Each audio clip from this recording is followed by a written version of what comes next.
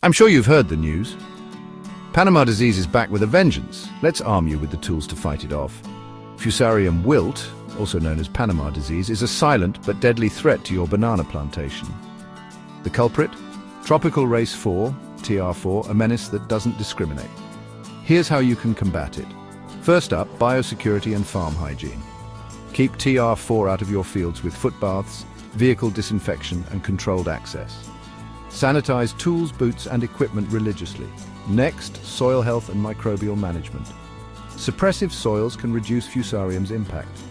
Use biological antagonists like trichoderma and pseudomonas, and enhance microbial diversity with composite manure and biochar. Water and drainage control are crucial.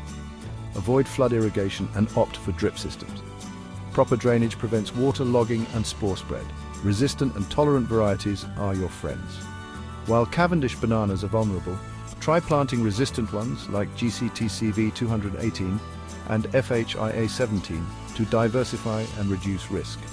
Consider grafting and soil detoxification. Grafting susceptible varieties onto resistant rootstocks can mitigate disease impact. Techniques like anaerobic soil disinfestation, ASD, can suppress Fusarium populations in the soil. Fusarium wilt is a long-term battle. But with these strategies, you can keep your banana plantations thriving for years. Remember, proactive management is your best defense. For more information on your farming needs, visit www.agritania.com.